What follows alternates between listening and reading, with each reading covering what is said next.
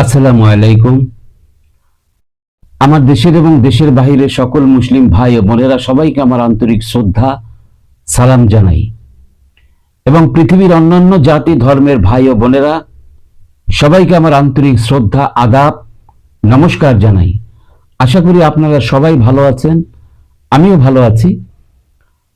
আমি আপনাদের সামনে রোগ লক্ষণ, রোগ পরিচয় সম্পর্কে কিছুটা হলেও ধারণা দেওয়ার চেষ্টা করে যাচ্ছি, শুধুমাত্র আপনাদেরকে আমার এই ভয়েস ভিডিওর মাধ্যমে সেবা দেওয়া আমার অনেক দিনের আশা এবং আকাঙ্ক্ষা। প্রিয় ভাই ও বোনেরা, যদি আপনারা আমার ভিডিওগুলি নিয়মিতভাবে দেখেন, আমি আশা রাখি কিছুটা হলেও যে কোনো রোগ লক্ষণ, রোগ পরিচয় সম্পর্কে আপনারা ধারণা নিতে পারবেন এবং আমি আশা রাখি আমার চ্যানেলটিকে সাবস্ক্রাইব করবেন, লাইক, কমেন্টস, শেয়ার করবেন, আপনারা আমার পাশে থাকবেন। আমি কথা দিচ্ছি, স্বাস্থ্য বিষয়ক যে কোনো ভয়েস ভিডিও আমি আপনাদেরকে নিয়মিত উপহার দিয়ে যাব। প্রিয় ভাই বোনেরা, আজকের আমার আলোচনার বিষয় ব্রেডিকার্ডিয়া অথবা স্লো পালস সম্পর্কে কিছুটা ধারণা এবং আলোচনা করব। এই বিষয়ের আলোচনার সঙ্গে হৃৎপিণ্ডের সঙ্গে সংযুক্ত রয়েছে। কোনো কোনো সময় দেখা যায় যে হৃৎপিণ্ডের গতি এবং নাড়ির স্পন্দন স্বাভাবিকের চাইতে অনেক বেশি কমে যায়, এমনকি মিনিটে 40 থেকে 50 বার পর্যন্ত স্পন্দিত হয়। ইহাকে ব্রেডিকার্ডিয়া বলে। উক্ত প্রকার ধীরগতি নাড়ি যদি কারোর কোনো কঠিন রোগের সঙ্গে পাওয়া যায়, তবে রোগীর অবস্থা সংকটজনক বলে মনে করতে হবে এবং সঙ্গে সঙ্গে বিশেষজ্ঞ ডাক্তারের পরামর্শ করা উচিত, কারণ বিভিন্ন কারণে এই রোগটি হতে পারে। যে সকল কারণে সাধারণত এই রোগটি হয়ে থাকে তার মধ্যে হার্টের দুর্বলতা অথবা হার্টের স্নায়ু বা পেশির দুর্বলতার প্রধান লক্ষণ। হার্টের পেশিতে রক্ত চলাচলের অভাব ঘটলে এই রোগের সৃষ্টি হতে পারে। এছাড়া রোগ লক্ষণটি প্রকাশ পেয়ে থাকে, যেমন নাম্বার 1, অধিক দিন পর্যন্ত স্থায়ী জ্বর, ভোগের পর দুর্বলতা। নাম্বার 2, ফুসফুসের রোগ। নাম্বার 3, প্রস্রাব সম্বন্ধীয় পীড়া, ইউরিমিয়া। নাম্বার 4, পরিপাক শক্তির অভাব, পাকস্থলী ক্ষত বা ক্যান্সার রোগ।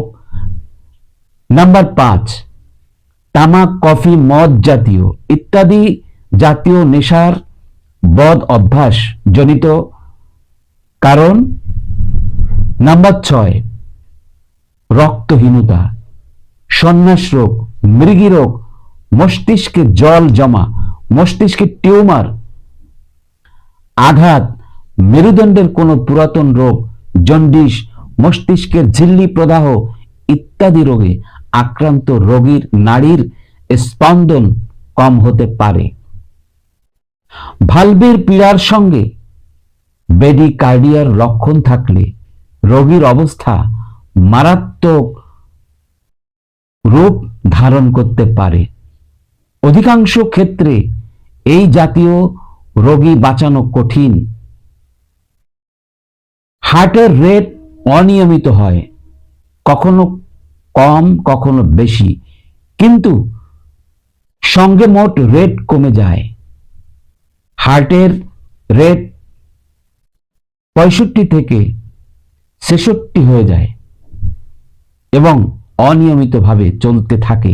তত সহ দুর্বলতা, মাথা ঘোরা, চোখ মুখ ফ্যাকাশে, কপালে ঠান্ডা ঘাম ইত্যাদি লক্ষণ প্রকাশ পায়।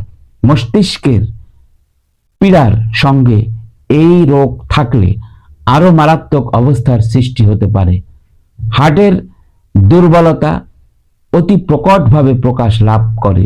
সামান্য পরিশ্রমে রোগী দুর্বল বা অস্থির হয়ে পড়ে।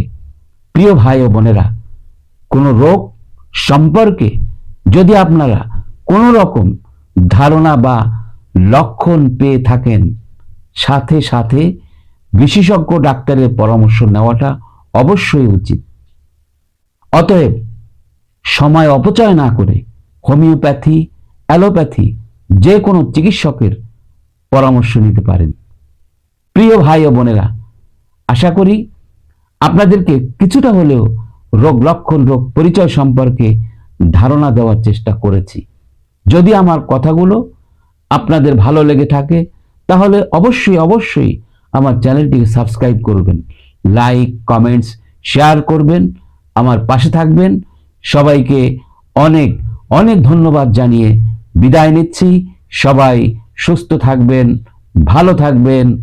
আল্লাহ হাফেজ।